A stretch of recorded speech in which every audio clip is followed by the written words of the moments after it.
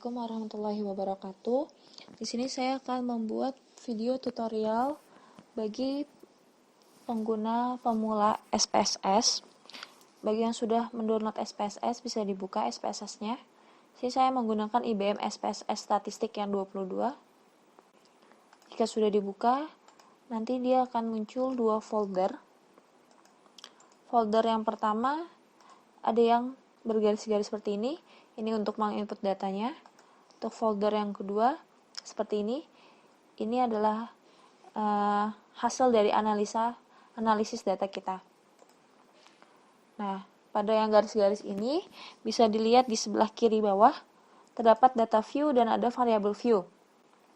Pada data view ini untuk menginput datanya, dan pada variable view ini untuk menginput variabel-variabelnya. Dan perlu diingat, pada data view dan variable view masing-masing terdapat nomor di sebelah kiri, nomor berurut ke bawah. Pada variable view, nomor-nomor ini berfungsi untuk melihat jumlah variabelnya. Berbeda dengan data view, nomor ini berfungsi untuk melihat jumlah responden. Sekarang kita ke variable view. Pada variable view, ini untuk mengisi variabel. Nah, terdapat name, type, width, decimals, label, values, missing, column, aligned, measure, dan row. Name ini dia sebagai kode untuk variabelnya. Tidak perlu diisi secara jelas pada variabelnya dan diisi tidak menggunakan spasi. Nah, untuk penjelasan dari name ini bisa dituliskan di label. Nah, untuk mengisi data SPSS ini saya menggunakan analisis data dari Sutanto Priyohastono. Faktor-faktor yang berhubungan dengan perilaku menyusui eksklusif di daerah X tahun 2001. Di sini sudah ada variabelnya. Saya akan pindahkan ke dalam SPSS. Yang pertama ada nomor. Yang kedua ada type. Type ini adalah pilihan. Ketika data dituliskan secara nominal atau secara numerik, kita pilih numerik. Kalau misalkan diisi dengan huruf, maka pilih string. Ini saya akan pilih numerik. Width ini adalah lebar kolom. Biasanya label kolom SPSS adalah 8. Untuk desimal, ini adalah karena nomor itu adalah bilangan bulat, maka saya akan turunkan menjadi 0. Untuk labelnya saya tulis di sini nomor responden. Dan measure-nya di sini terdapat scale, ordinal, dan nominal. Sudah belajar di dalam pengukuran biostatistik. Berarti saya akan pilih scale di sini. Selanjutnya yaitu adalah umur responden. Desimalnya bikin 0. Responden. Scale. Lalu ada pendidikan terakhir ibu. Pendidikan.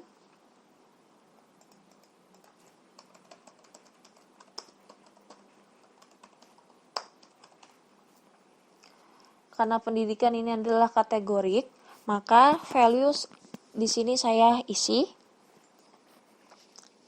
Ini ada value labelnya. Value label ini adalah kodenya. 1 untuk yang tamatan SD, 2 untuk yang tamatan SMP, 3 untuk tamatan SMA, add, keempat untuk tamatan perguruan tinggi atau saya singkat PT. Add, lalu klik OK. Measure-nya saya bikin jadi nominal. Lalu yang selanjutnya ada tentang apakah ibu bekerja, maka saya tulis di sini bekerja.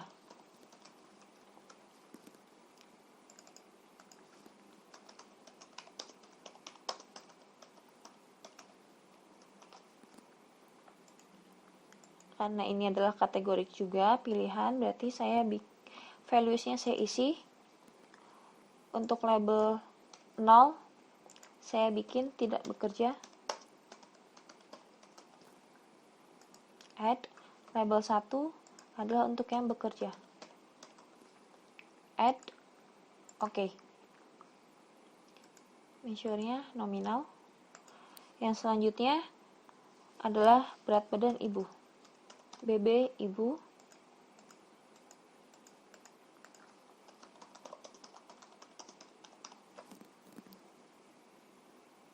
Scale. Lalu ada menyusui secara eksklusif. Di sini saya tulis eksklusif.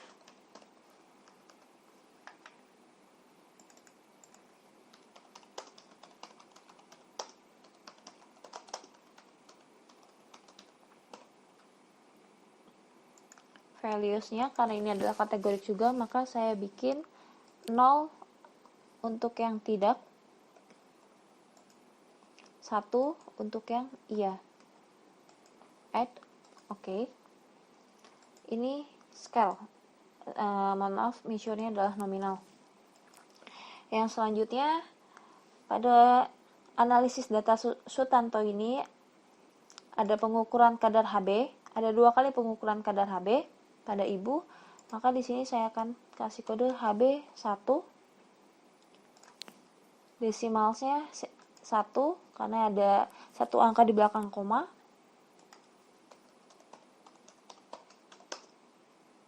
Pengukuran HB pertama, scale, lalu di bawahnya ada HB2,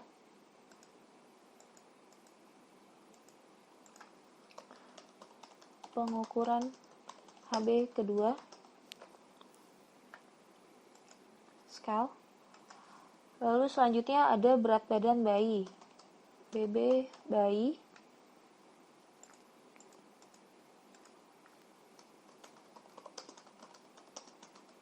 berat badan bayi, scale. Lalu pada modul ini ada tentang pertanyaan sikap. Ada bayi baru lahir segera mungkin diberikan ASI, bayi baru lahir diberikan kolostrum, bayi sejak lahir sampai usia 4 bulan hanya diberikan ASI, ASI diberikan sampai bayi usia 2 tahun. Nah, pada pertanyaan ini, pada variabel ini saya akan singkat di sini, akan saya tuliskan variabelnya. Segera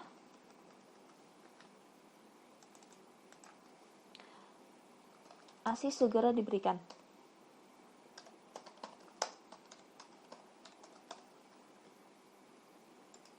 Karena ini adalah kategorik, maka saya dibikin values-nya diisi. 1 sangat tidak setuju, 2 tidak setuju, 3 kurang setuju, 4 setuju, 5 sangat setuju. Oke. Ininya adalah adalah nominal. Lalu yang selanjutnya adalah kolostrum.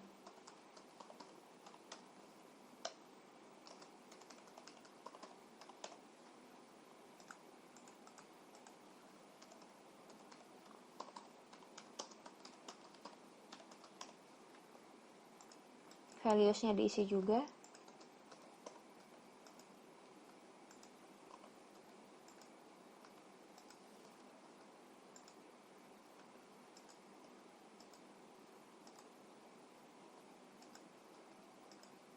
Oke.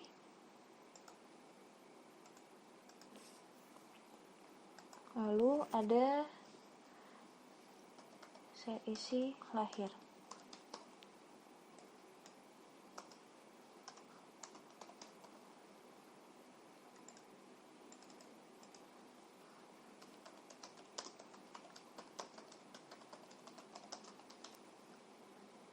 Values-nya diisi juga.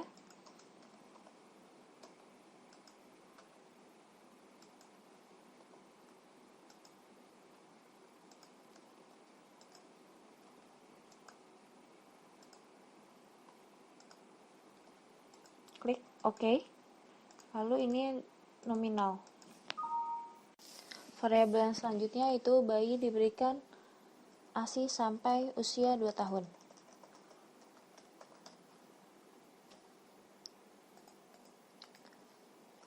ASI diberikan sampai 2 tahun. Karena ini adalah kategorik juga, maka values-nya saya isi.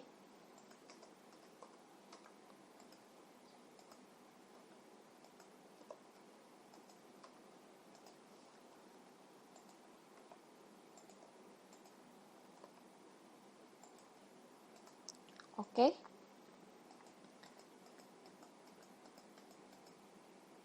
Nominal.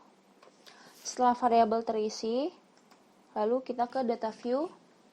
Di data view sini variabelnya sudah terganti, maka saya akan mengcopy dari yang modul Sutanto ini.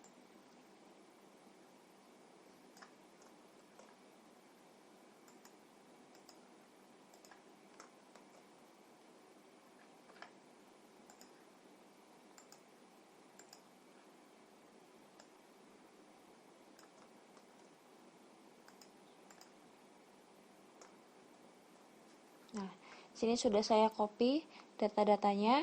Lalu, apabila kita ingin menghapus satu variabel atau beberapa variabel, misalkan saya ingin menghapus berat badan ibu. Sini saya klik berat badan ibu, BB ibu, lalu pilih clear. Nah, dia akan otomatis terhapus keseluruhan. Atau apabila ingin menghapus satu kolom, klik kolom yang sebelah kiri, paling sebelah kiri, lalu pilih clear. Nah, sudah terhapus juga. Selanjutnya, ketika ingin membuat variabel baru dengan menggunakan kategorik, misalkan saya menggunakan di sini variabel umur, saya akan bikin umur ini menjadi 3 kategori. Umur 1, umur 2, dan umur 3. Nah, pilih transform. Pilih yang record unto different variable. Pilih variabelnya. Saya pilih umur responden. Pindahkan. Nah, di output variabel ini ada nama dan label. Kita isi yang name. Name ini adalah nama untuk variabel barunya. Saya isi umur 1. Pilih change. Lalu klik alt and new value. Nah, ini adalah untuk range-nya, range umurnya. Untuk pilihan yang pertama, batas minimum, pilih yang lowest stroke value. Saya kasih 20 tahun. Usia ibu yang di bawah 20 tahun. Lalu, range yang kedua adalah usia 21 tahun sampai usia 30 tahun. Add. Lalu, yang ketiga adalah batas maksimumnya, itu pilih yang range value stroke highest. Ini adalah batas maksimum lebih dari 31 tahun. Add, lalu klik continue, klik OK. Nah, di sini dia sudah muncul, sudah terkategorikan datanya umur. Nah, selanjutnya apabila ingin membuat variabel baru dari perhitungan matematika. Misalkan saya ingin mengubah berat badan bayi di sini yang dalam bentuk gram menjadi kilogram. Pilih transform, pilih yang commute variable. Target variabel adalah nama variabel barunya. Saya bikin bayi kilo. Pilih yang berat badan bayi, pindahkan. Sama dengan BB bayi per 1000, karena saya akan bikin ke kilogram. Klik OK. Nah, di sini sudah terubah menjadi kilogram. Selanjutnya, apabila ingin membuat variabel baru lagi dari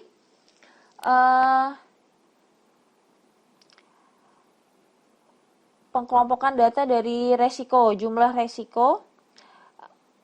Misalkan saya ingin mengetahui resiko tinggi, membuat resiko tinggi dan resiko rendah. Nah, resiko tingginya, resiko itu saya buat dari umur ibu dan berat badan ibu. Pilih data transform, pilih commute, by kilonya dihapus, saya ganti menjadi risk atau resiko. Numeric expression yang hapus, saya ganti menjadi 0. Untuk yang 0 ini adalah resiko ibu dengan resiko rendah. Klik OK. Nah, di sini dia sudah muncul resikonya 0. Lalu klik transform lagi, pilih commute variable. Yang 0-nya dihapus menjadi angka 1.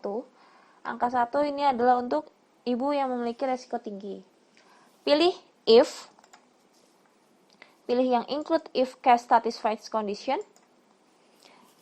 Pilih umur responden, pindahkan. Saya bikin umur lebih dari 30 tahun dan berat badan ibu, pilih berat badan yang kurang dari 50 kg. Klik continue, lalu klik OK. Oke. Nah, di sini dia sudah terganti untuk yang resiko tinggi. Jadi kita sudah mengetahui ibu-ibu yang memiliki resiko tinggi.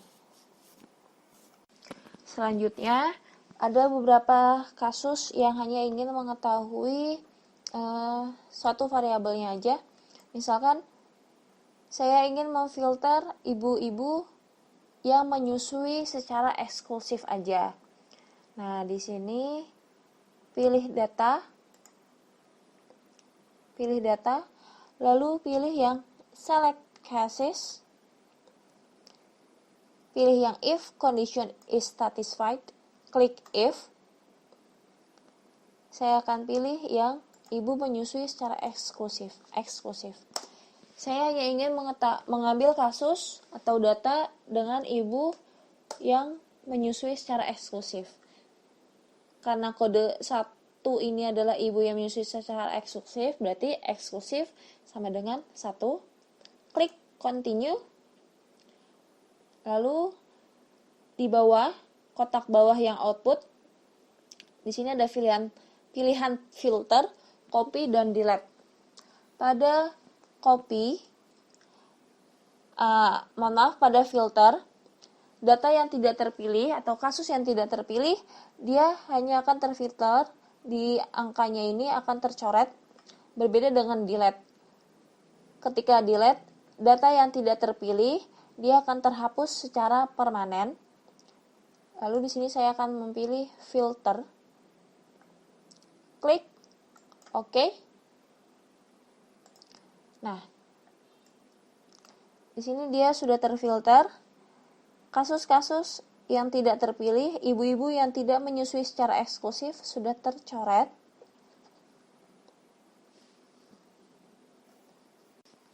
Selanjutnya, apabila ingin menganalisis data secara univariat, bisa klik Analyze, pilih yang Descriptive Statistic, pilih Frequencies. Nah, di sini kita pilih variabel yang akan kita analisis secara univariat. Saya akan pilih pendidikan terakhir ibu, lalu apakah ibu bekerja, lalu ibu menyusui, ASI segera diberikan, kolostrum diberikan, sejak lahir diberikan ASI diberikan sampai usia 2 tahun. Nah, ini bisa variabel-variabel ini bisa dianalisis secara langsung. Klik OK. Nah, di sini sudah muncul hasilnya. Kita sudah bisa mengetahui ada berapa ibu-ibu yang bekerja atau tidak, yang pendidikan terakhirnya SD, SMP, SMA, dan perguruan tinggi. Lalu yang ASI secara langsung diberikan, kolostrum, ASI diberikan sampai 2 tahun. Nah, di sini sudah ada frekuensinya.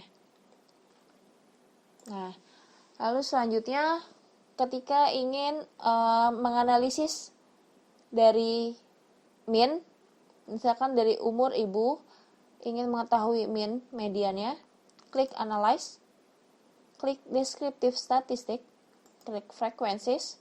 Nah, yang variabel-variabel ini bisa dipindahkan kembali ke sebelah kiri.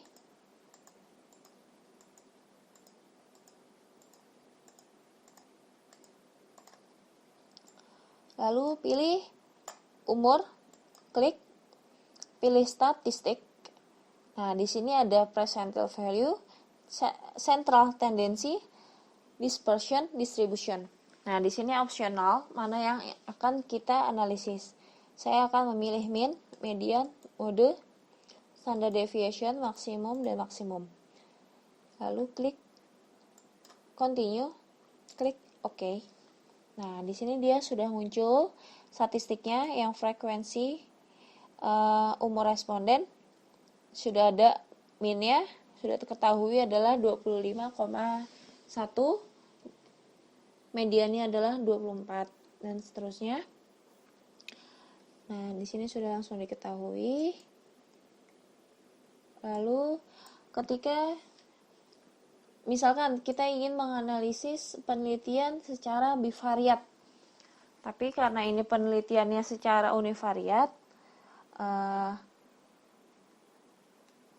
bisa juga dibikin jadi bivariat. Misalkan saya ingin menghubungkan antara ibu-ibu yang bekerja dengan ibu yang menyusui secara eksklusif, atau ibu yang menyusui bayinya sampai 2 tahun. Pertama klik analyze, lalu pilih descriptive, lalu pilih yang cross tabs. Nah, sini yang row ini adalah data independen. Pilih yang saya ibu bekerja, lalu ASI diberikan sampai 2 tahun. Oke, di kolom statistik. Nah, di sini penggunaan uji chi-square, centang, klik continue, lalu pilih yang cell. Nah, di sini ada percentage. Di dalam kolom percentage terdapat row, kolom, dan total. Pada row ini biasanya digunakan untuk desain penelitian cross-sectional, dan untuk kolom itu adalah untuk penelitian yang case control, untuk yang penelitian kasus kontrol. Saya akan pilih yang row, klik continue, klik OK. Nah, di sini dia sudah ada hasilnya. Uji chi-square testnya udah ada. Ibu yang bekerja dan ibu yang tidak bekerja. Pemberian ASI sampai 2 tahun. Di sini sudah ada hasilnya. Ya. Sudah ada percent chi-square, likelihood ratio, linear by linear association, and data-datanya bisa langsung dianalisis menggunakan SPSS. Oke, baiklah, mungkin cukup sekian video tutorial dari saya. Semoga dapat membantu para pemula untuk penggunaan SPSS. Terima kasih. Wassalamualaikum warahmatullahi wabarakatuh.